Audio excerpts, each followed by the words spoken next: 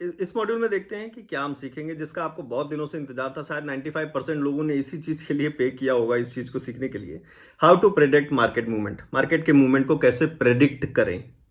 आप हमेशा से यही पूछते रहे। आइए देखते हैं इसमें हमें क्या क्या चीजें सीखने की जरूरत है, जिसकी वजह से हम ये चीजें पता कर पाएंगे। तो पहली चीज है चार्ट रीडिंग। चार्ट आपको रीड करना बहुत जरूरी है, आना चाहिए। चार्ट किसका? प्राइस का चार्ट, निफ्टी का चार्ट, किसी शेयर का चार्ट। जो चार्ट्स आपने देखा है, कैंडल प्राइस ऊपर नीचे मूव कर रहा है, उसको कैसे रीड करते हैं, उसमें क्या क्या चीजें हैं, सब कुछ सीखेंगे हम इस मॉड्यूल में।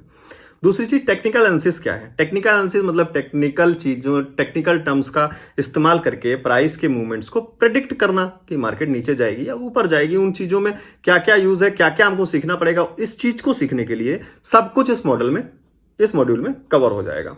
ऑप्शन डाटा एनालिसिस, जिसकी वीडियो मैं पहले भी बना चुका हूं, बट आपको इसमें मैं एक बार दिखा दूंगा।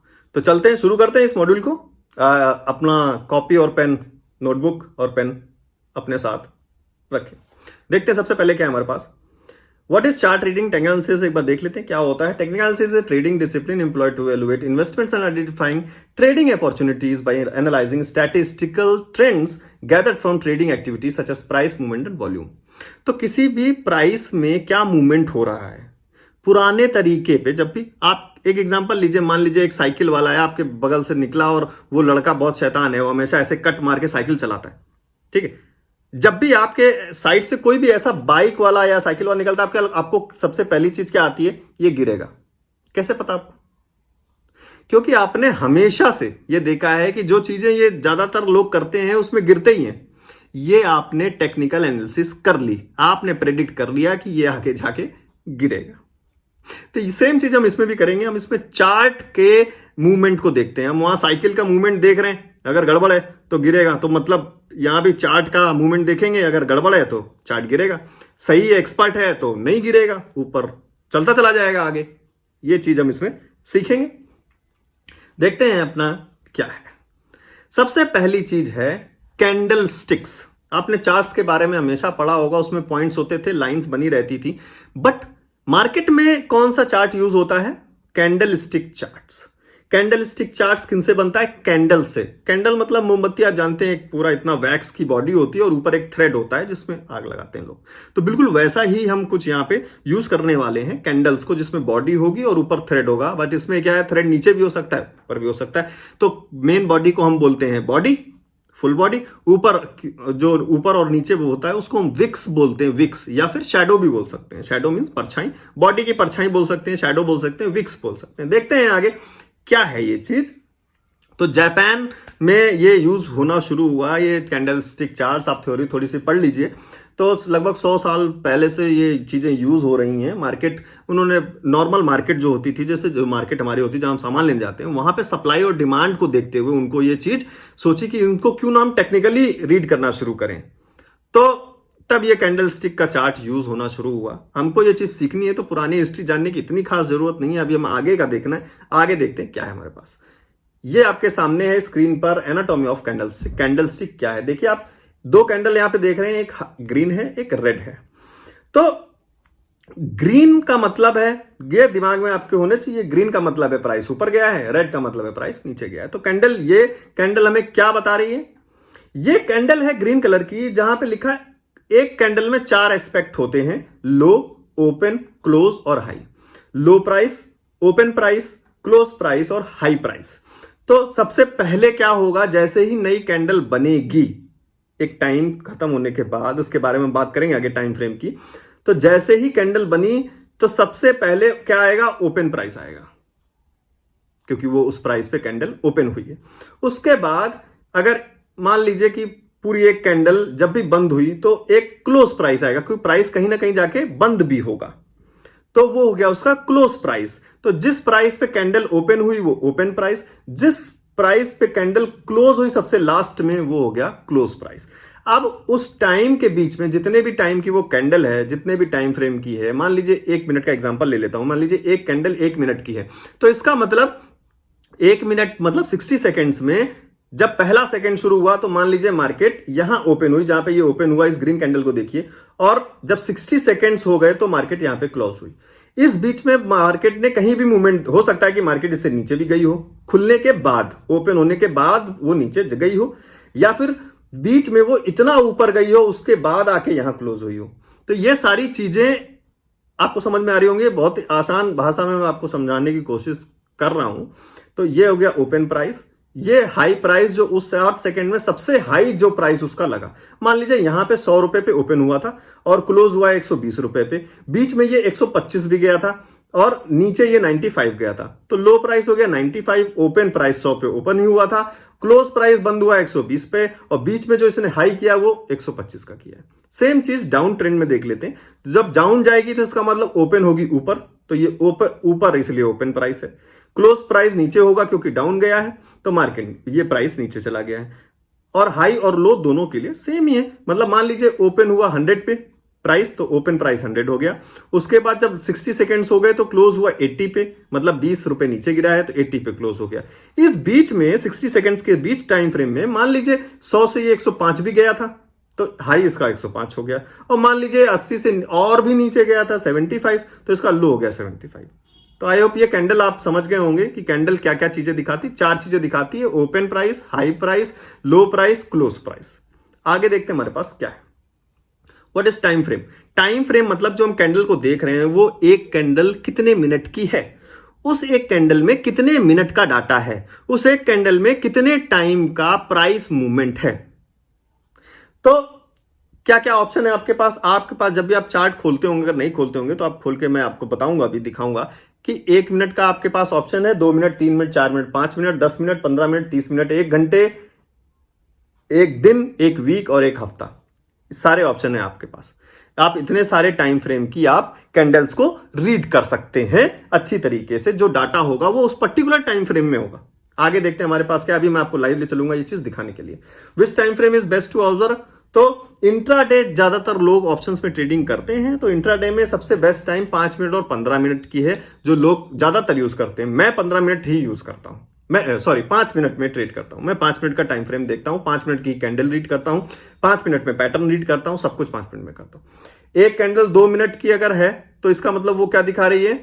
एवरेज दिखा रही है किसका? 1 मिनट की 2 कैंडल होंगी उसमें। अगर मान लीजिए मैंने 5 मिनट की एक कैंडल मैंने टाइम फ्रेम लगाया है, तो इसका मतलब एक मिनट की 5 कैंडल एवरेज हो जाएंगी और उस 5 मिनट में की कैंडल में चली जाएंगी। समझ गए? एवरेज आपको पता है जितनी चीजें हैं, जैसे 5 है तो 5 को जोड़ के 5 से डिवाइड कर देना, तो ये एवरेज आ गया। ठीक है? तो 5 मिनट की कैंडल में क्या होगा? एक मिनट की 5 कैंडल का एवरेज होगा। 10 मिनट की कैंडल में एक मिनट की 10 कैंडल का एवरेज होगा। 5 मिनट की 2 कैंडल का एवरेज होगा। ऐसे ही अगर 30 मिनट की कैंडल है तो उसमें 5 मिनट की 6 कैंडल का एवरेज होगा। एक मिनट की 30 कैंडल का एवरेज होगा। 10 मिनट की 3 कैंडल का एवरेज होगा। 15 मिनट की 2 कैंडल का एवरेज होगा। आई होप ये चीज आप समझे होंगे। एवरेज क्या है, मूविंग एवरेज में आगे हम पढ़ेंगे, आगे आएगा मॉड्यूल में, तो वेट करिए अभी। तो और देख लेते क्या है इसमें एक बार। तो ये देखिए मैंने आपको स्क्रीन दिखाई है कैसे डिफरेंस होता है दोनों में अलग अलग टाइम फ्रेम में। तो ये देखिए ये चार्ट लगा है 5 मिनट का, देखिए यहां पे 5 मिनट है और ये है 15 मिनट का चार्ट। तो आपको फर्क दिख रहा होगा कि 5 मिनट में ज्यादा कैंडल होंगी, 15 मिनट में कम कैंडल होंगी। ऑब्वियस सी बात है, क्योंकि अब 5 मिनट की 3 कैंडल एक कैंडल में चली गई यहां 15 मिनट में, इसलिए 15 मिनट की कैंडल्स कम हो जाएंगी। देख लेते हैं एक बार आगे। आप देखते हैं चार्ट्स को कैसे यूज करते हैं, हम चार्ट्स को कैसे यूज करते हैं, ये चीज अभी मैं आपको लाइव ले चलूंगा और फिर आपको दिखाऊंगा। उससे पहले कुछ और 2-3 चीजें वो देख लेते हैं। सपोर्ट एंड रेजिस्टेंस, मैंने हमेशा सपोर्ट रेजिस्टेंस हर वीडियो में सपोर्ट और रेजिस्टेंस की बात की है। सपोर्ट और रेजिस्टेंस जानना बहुत जरूरी है। सपोर्ट का मतलब होता है सहारा, रेजिस्टेंस का मतलब उल्टा फेंकना, रेजिस्ट करना, किसी चीज के अगेंस्ट जाना। तो अगर मार्केट को सहारा मिलेगा तो मार्केट ऊपर जाएगी, मार्केट को कोई रेजिस्ट कर रहा है तो मार्केट नीचे जाएगी। Support resistance, support resistance, support resistance, simple सी चीज है। तो टेक्निकल एनालिसिस सपोर्ट और रेजिस्टेंस जितने भी एनालिस्ट होते हैं वो बहुत यूज करते हैं, जिससे कि जैसे ही उनको सपोर्ट दिखता है तो इसका मतलब ऊपर जाएगी मार्केट, तो वो बाइंग पोजीशन बना लेते हैं, कॉल खरीदते हैं। अगर वो रेजिस्टेंस पे मार्केट पहुंच जाती है तो क्या होगा? रेजिस्ट क्या करता है? मार्केट को नीचे ढकेलता है। रेजिस्ट करता है तो मार्केट नीचे जाएगी तो आप पुट खरीदेंगे।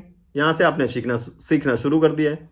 सपोर्ट और resistance very important to know. तो अभी सब कुछ मैं आपको लाइव दिखाऊंगा, टेंशन लेने की कोई बात नहीं है।